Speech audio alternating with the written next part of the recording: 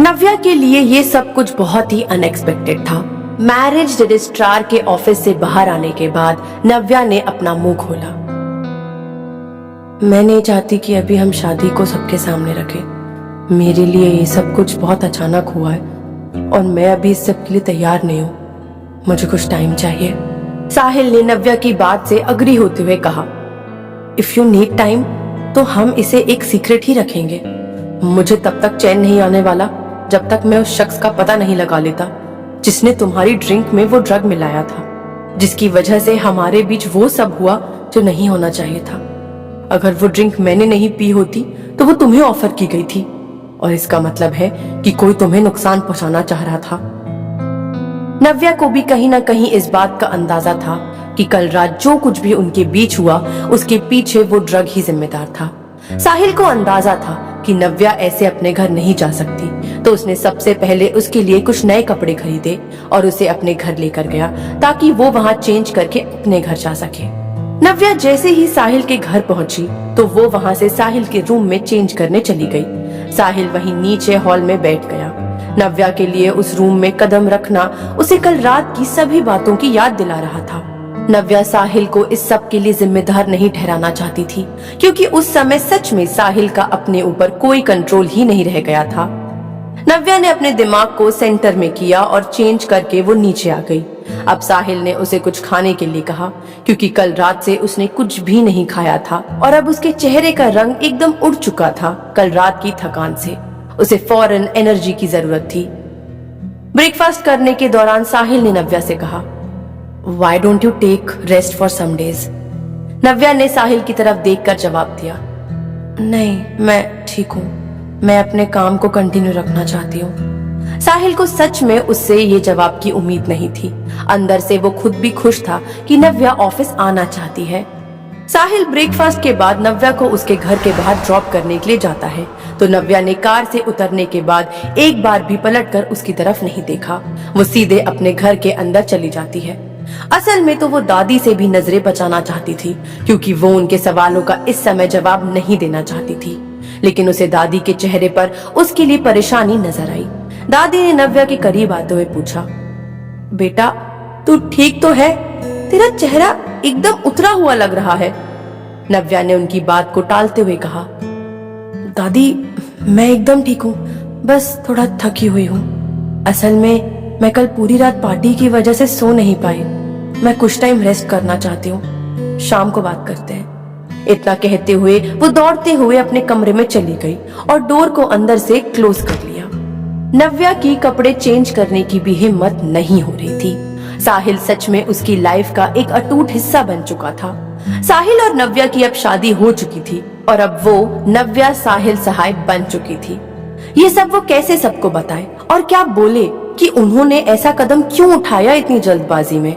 नव्या तो अभी तक श्योर भी नहीं थी कि उसे साहिल के साथ पूरी जिंदगी बितानी है। डील के तहत जरूर वो साहिल से शादी करने वाली थी, लेकिन ये सब इतनी जल्दी हो जाएगा ये उसने सोचा नहीं था। साहिल को नव्या की अगर इस सच्चाई का पता चला कि वो उसकी जिंदगी में यूं ही नहीं आई है, तो वो जरूर उसे गलत ही समझने वाला था, फिर चाहे उसकी इस सब के पीछे कुछ भी मजबूरी रही हो। साहिल ने नव्या को उसके घर ड्रॉप करते ही अपने असिस्टेंट शिवम को फोन लगाया और उससे कल रात की पार्टी की सीसीटीवी फुटेज चेक करने को कहा। उसे पूरा यकीन था कि बस एक यही रास्ता है जिससे उसे सच का पता चल सकता है। साहिल वहां से सीधे अपने ऑफिस पहुंच गया और अपने केबिन में जाकर बैठ गया। उसका दिमाग अपने आप को इस सोच से मुक्त नहीं कर पा रहा था कि आखिर ये घटिया हरकत किसने की होगी। ठीक उसी पल शैला उसके केबिन का डोर नॉक करके अंदर आई और साहिल के सामने चेयर पर बड़ी ही बेशर्मी से बैठते हुए उसने कहा, कैसे हो साहिल तुम? कल रात तुम्हारी सडनली तबीयत खराब होने से मैं तो बहुत घबरा गई थी। वैसे अब तुम्हें देखकर तो लग रहा है कि तुम ठीक हो। साहिल ने थोड़ा चिढ़ते हुए जवाब दिया, सच अ डम क्वेश्चन। मैं अब ठीक फील कर रहा हूँ, तभी तो ऑफिस आया हूँ। शैला के अंदर की तो जैसे सारी शर्म ही मर चुकी थी। वो बड़ी ही बेशर्मी से साहिल के करीब आकर बैठ गई। साहिल उसके ऐसा करने से अनकंफर्टेबल महसूस करते हुए उससे फौरन दूरी बना लेता है।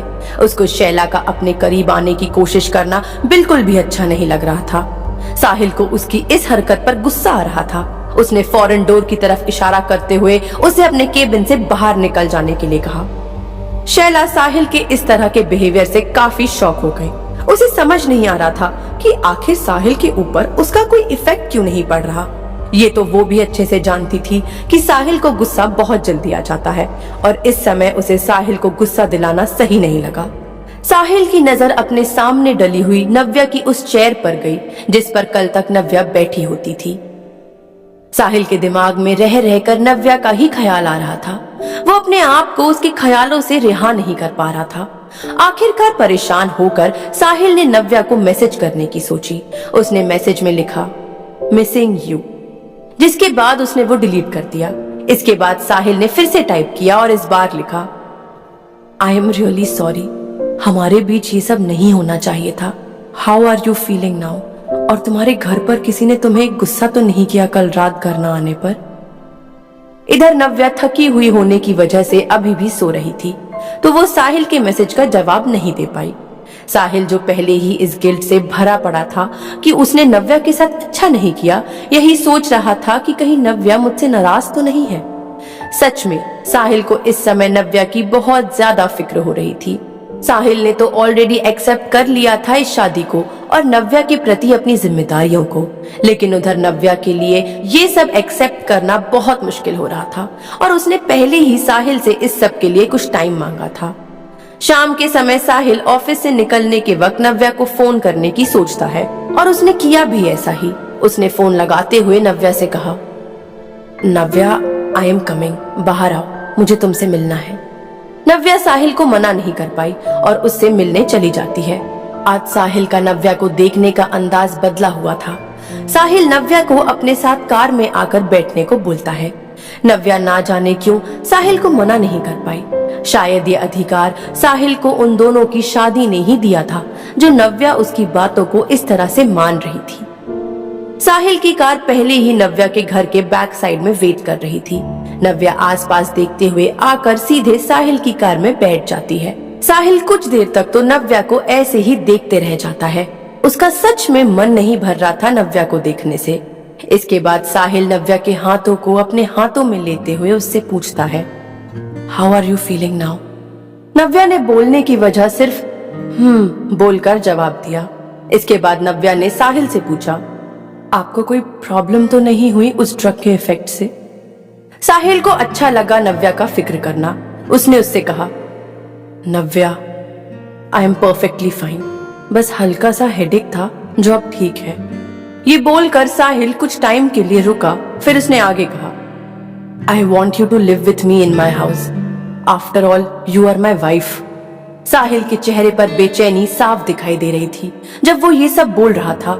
साहिल को तो अब तक एहसास हो चुका था कि अब वो नव्या से दूर नहीं रह सकता। अपने सेंटेंस को पूरा करते ही साहिल ने झुककर नव्या के गाल पर किस कर दिया। साहिल के अचानक ऐसा करने से नव्या थोड़ा घबरा गई थी।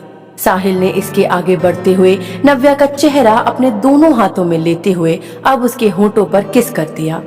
साहिल इससे आगे बढ़ता ही कि तभी नव्या का फोन बजने लगा।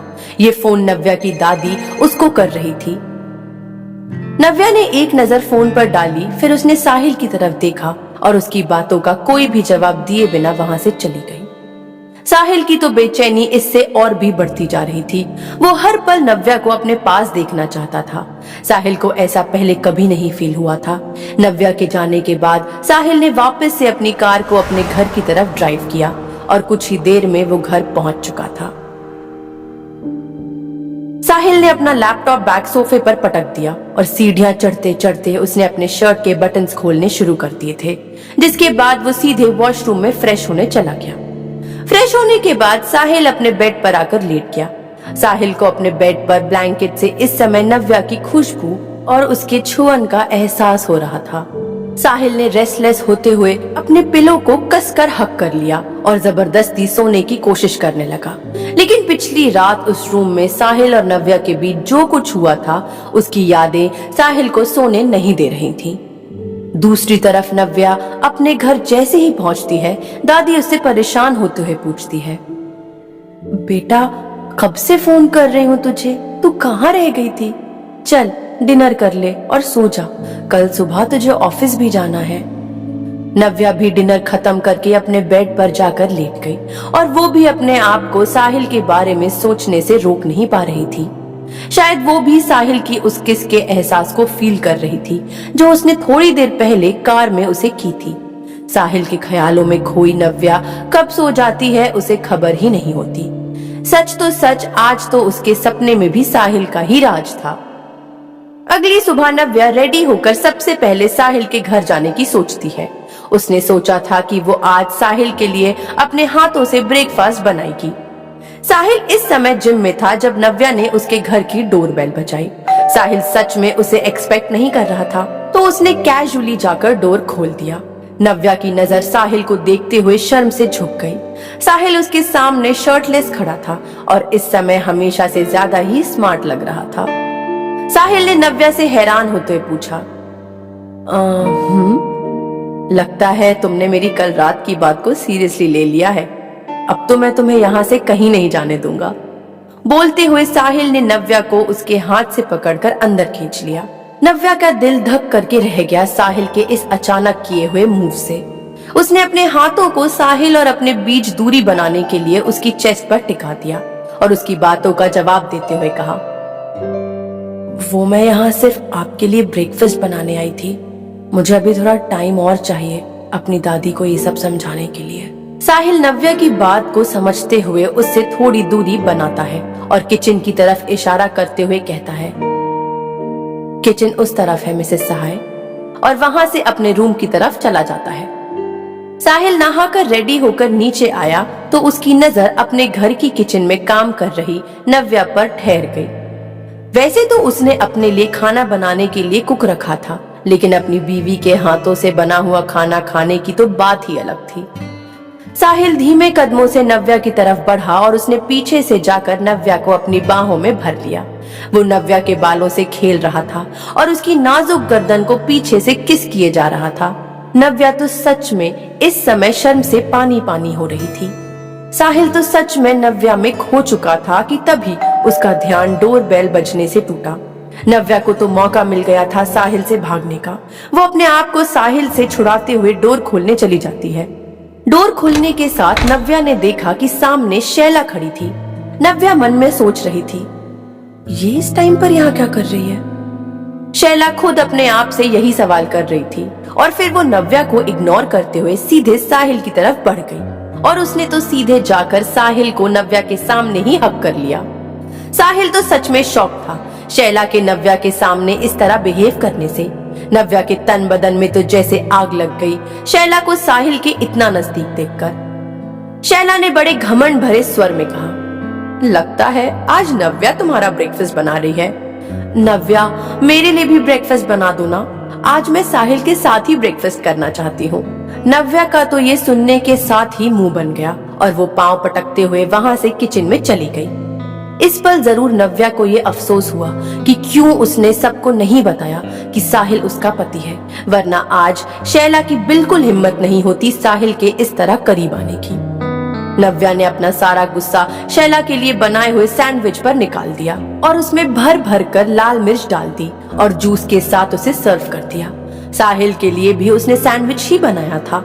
उसने इतना दिमाग लगा लिया था कि अगर शैला मिर्च की कंप्लेन करती तो साहिल तो उसकी बात पर विश्वास करने से रहा, क्योंकि वो खुद वही सैंडविच खा रहा था।